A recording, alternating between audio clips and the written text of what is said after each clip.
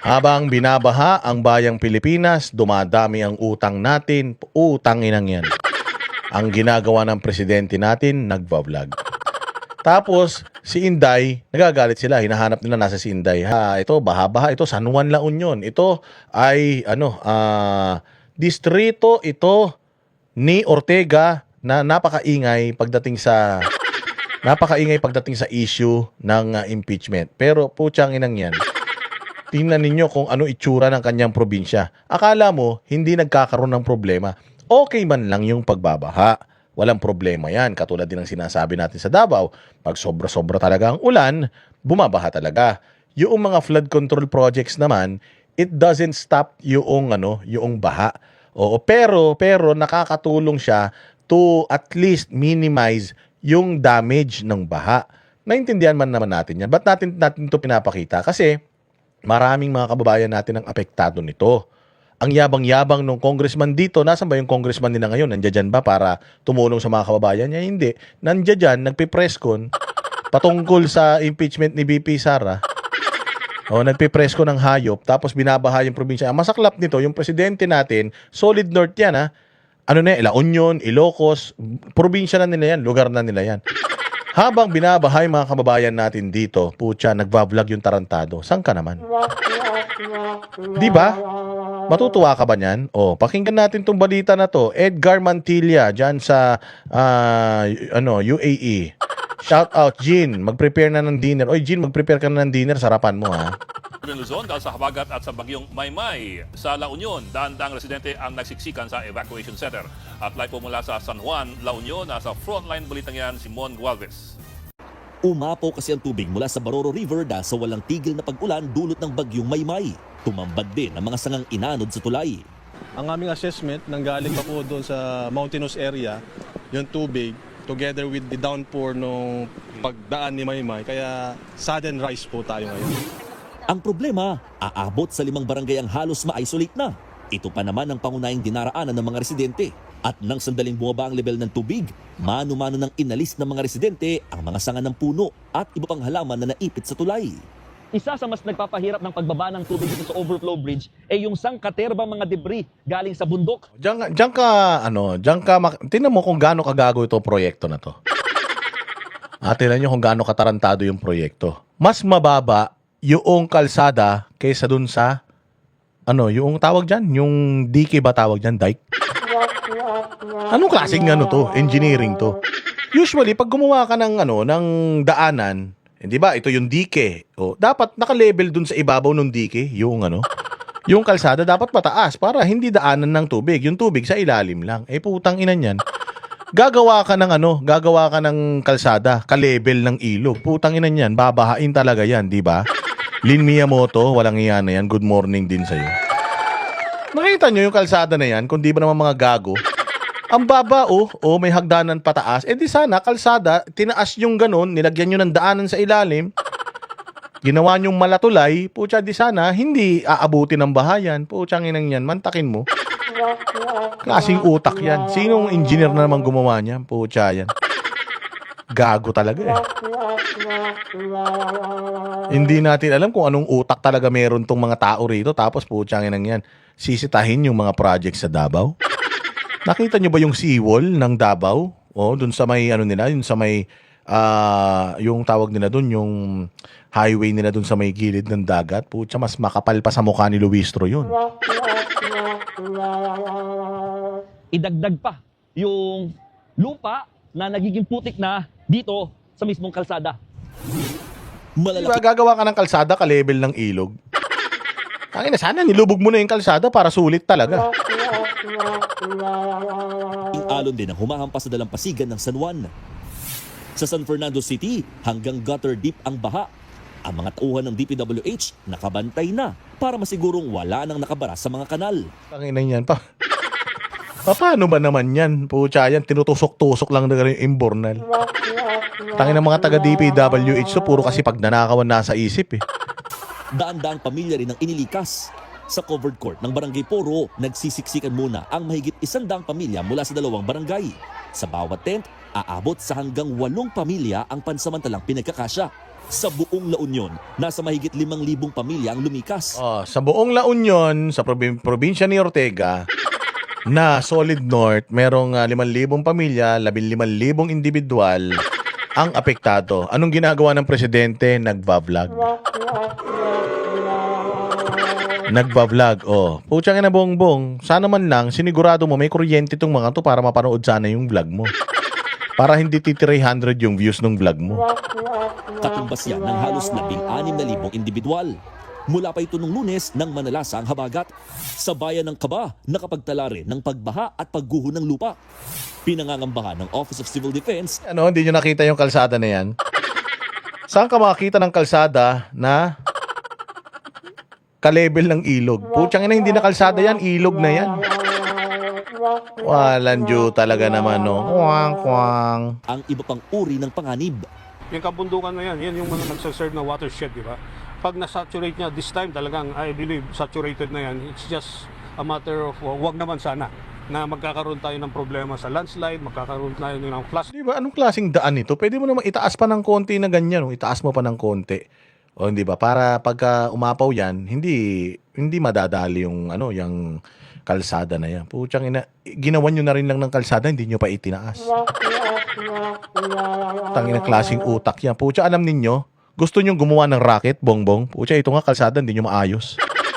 Yung design ng kalsada, hindi nyo maayos. Nagdi-design kayo ng racket na pupunta sa kalangitan kung di ba kayo mga ogag talaga. Ito dapat pinaprioritize mo.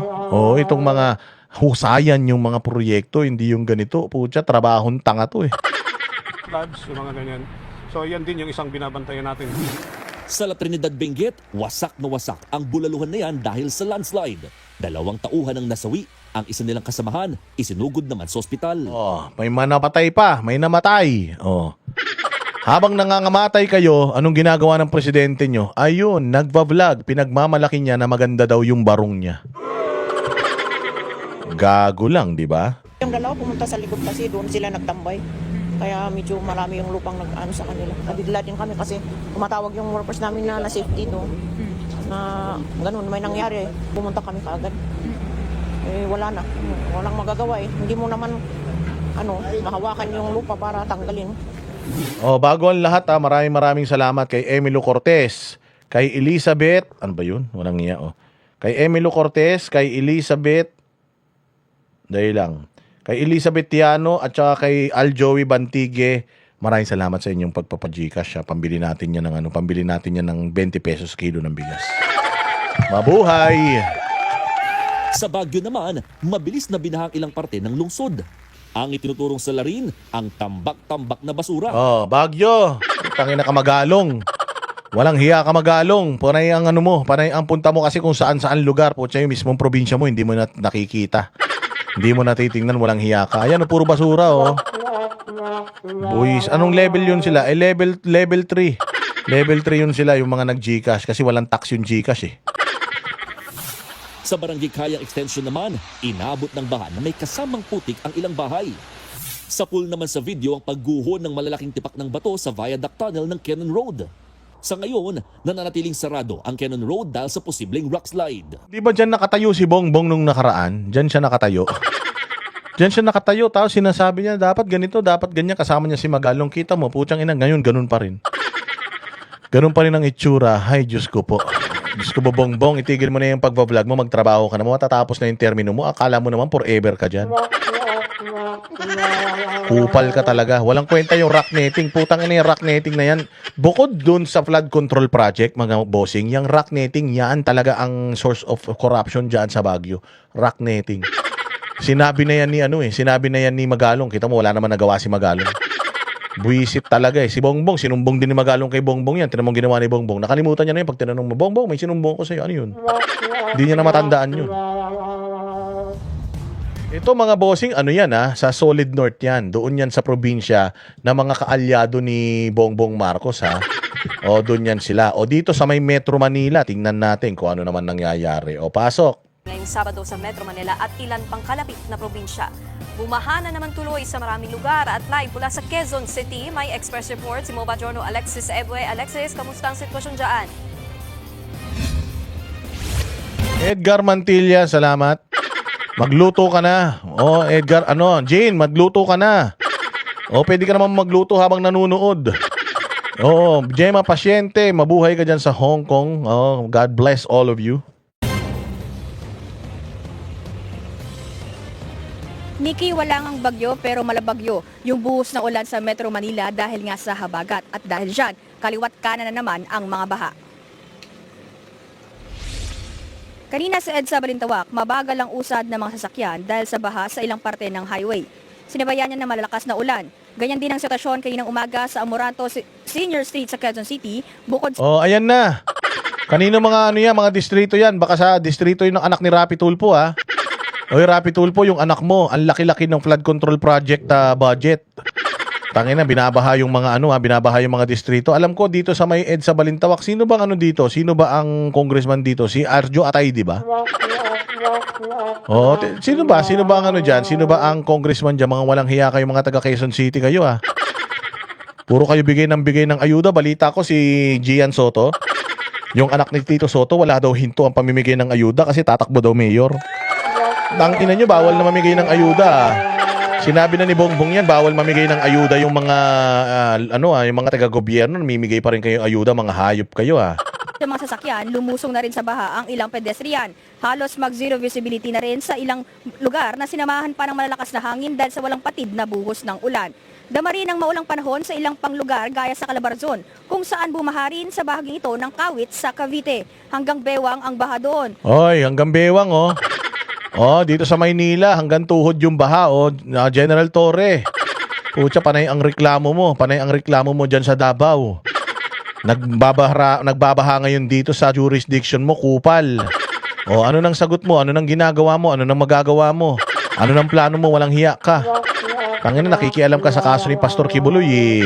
Wala ka namang kinalaman dong unggoy ka. Abangan mo kapag hindi na si Bongbong ang presidente, putang na bibilang ka ng mga kaso, hayop ka. Dahil dyan sa ginawa mo sa KOJC, tigil mo na yan. Huwag ka na makialam doon, hindi ka kasali doon. Tangina, usapan ng mga matatalino yun, bobo ka, hindi ka pwede ron. Asikasuhin mo yung baha, higupin mo. Kung gusto mo, ipainom mo sa pamilya mo para mabawas-bawasan yung baha.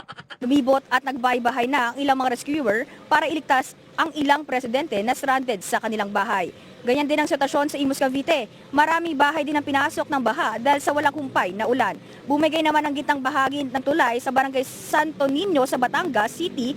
Batangas, bumugay yung tulay. Sinong congressman dyan? Baka si Luis Troyan. O, sinong congressman ng Santo Niño, Batangas? Kung bumigay daw yung tulay, kanino? Baka kay Duterte na naman yan, ha? Sabihin nyo na naman, kay Duterte na naman yan. O, tangina yan ang sinasabi ko sa inyo, nakakarma kayo, eh. Kakasitan nyo sa Davao, o kita ninyo, binabaha lahat. Buti na mo, ha? Binaha ang Davao, maayos man ang responde ng Davao, di man nagreklamo yung mga nabaha sa Davao. Pero nagrereklamo yung mga taga dito sa Maynila, o putang ina ninyo, ba't di kayo nagrereklamo kayo, binabaha yung mga lugar ninyo? Yung mga vlogger ni Bongbong na walang mga kisami ang bahay, kamusta naman ang mga tulo ng bubong nyo, mga hampas lupa kayo? Ano, Bongbong pa rin? Ha, Bongbong pa rin kahit hirap na sa buhay? Bongbong pa rin kahit na binabaha na kayo, mga hayop kayo? O sige, Bongbong pa more. Kasunod yan ng magnitude 5.4 na lindol na tumama sa Mamburao Occidental, Mindoro at naramdaman din sa Batangas. Pinalala pa yan ng pagragasa ng tubig dahil sa walang Marvy Marino. Oh, si Atayde dun sa may Araneta Avenue. Oh, tanginan yan. Oo, yung Marvy Marino, dyan sa inyo, dyan sa Batangas, ha? O, putsang ina ninyo, pirma kayo ng pirma ng impeachment inday, Sara, mga hayop kayo. Tanginan ninyo, mga magnanakaw kayo, tingnan nyo, baha na sa mga lugar nyo, sana malunod yung buong angkan nyo. na ulan. Isinara ng tulay para maiwasan ang anumang trahedya. Nikki, ayon sa pinakalites na tala ng NDRRMC, umabot na sa 6 ang nasawi dahil nga sa epekto ng bagyong Luis. May nasawing 6, anong ginagawa ni Bongbong? Mag-vlog. Mahusay. Magaling. At ng bagyong Maymay. No, kabilang sa mga ito, yung mga nadaganan o natabunan na mga gumuhong lupa at bato, at kabilang na rin dito yung mga nalunod at nakuryente sa kasagsagan ng malakas na ulan. Nikki, kasalukuyan nandito tayo sa NS Amoranto sa Quezon City. Pasado alas 11, umakyat o tumaas yung tubig sa aking likuran. No? Ayan, yan dyan sa may Amoranto. Sino ang congressman dyan? O, tangina nyo. Ito yung ayon sa mga residente. Ang ilan nga dito, mga residente, Oh, sabi nitong bobo rito, nasaan si BP Sara? Ayun, missing in action. Putang ina mo, kung di ka ba naman tanga, presidente ba si Inday? Presidente ba si Inday Sara ng Pilipinas? Pukin ang ina mo ka. Bakit si Inday ang hinahanap nyo? Sa kanyo nahanapin si Inday pag may bagyo, may dilubyo, at kung ano man nangyayari sa Pilipinas, pag presidente na siya ng Pilipinas. Ganyan ba kabobo si Bongbong? Para si Inday Sara ang hanapin niyo sa oras ng kagipitan ng Pilipinas? Kalma lang. Pag naging presidente na si Inday sa 2028, o yan, hanapin natin si Inday pag may baha. Asan si Inday? Ganon. Vice President man lang si Inday. Putang ina, yan ang sinasabi ko sa inyo, mga bobo kayo, mga vlogger at saka mga follower ni Bongbong eh. Bongbong kayo ng Bongbong, kaya bobo na kayo eh. Mga engot. Vice President man si Inday Sara. Ha, si Inday Sara ba ang secretary o ang amo ng NDRMMC? Si Inday Sara ba ang amo ng Armed Forces of the Philippines? Ano man lang ang hawak ni Inday Sara, Vice President? Ano ba trabaho ng Vice President? Antayin mamatay si Bongbong. Pag namatay si Bongbong, kailangan ready siya na mag-assume ng power. Yun ang trabaho ng Vice President. Hindi naman talaga trabaho ng Vice President yung putang ng gusto nyong pagawa kay Bongbong. Dahil sobrang bobo ni Bongbong, walang magawa sa bayan, hinahanap na nila si Inday. Nasaan si Inday? Nasaan si Gago? Hanapin mo si Bongbong. Nasaan si Bongbong? Anong ginagawa ni Bongbong? Ayun, nagjajakol. Baka tinitira sa puwet yung asawa niya. Oo, walang hiya kayo. Si Inday Sara namang hinahanap niyo. Hindi pa presidente yung tao. Pag presidente na yung tao, ako mismo ang hanap sa kanya.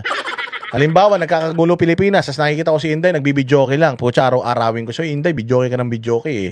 Baha na nga sa Pilipinas, bidyoke ka pa ng bidyoke. Ako mismo aaway sa kanya. Huwag kayong mag-alala. Pero pucha, ngayon, hindi pa siya presidente. At ganito nagkakaproblema. Hanapin natin kung sino ang hanapin natin kung sino ang totoong dapat nananagot diyan. Putang ina to, mga Bongbong supporter na to, putang ina, parang pinaglihi talaga sa kulangot ang mga utak nito. pinili na lang din na manatili muna sa gilid dahil dito lang din sila nakatira sa gilid. No, kaya na mga ilang tauhan din yung nakita natin na dumating dito para nagtulong-tulong sila na malinis nga yung drainage dito sa kalsadang ito. Kung mapapansin nyo sa likuran din, merong na mga ilang tao doon dahil sinara na rin yung kalsadang yon para nga maiwasan yung pagpasok ng ilang sasakyan dito para makaiwas sa anumang disgrasya na magaganap. Ayan, so katulad ng lagi natin sinasabi, ganito nangyayari sa bayang Pilipinas, utangin na yung presidente natin, ayun, nagbablog. Vloggerist yarn.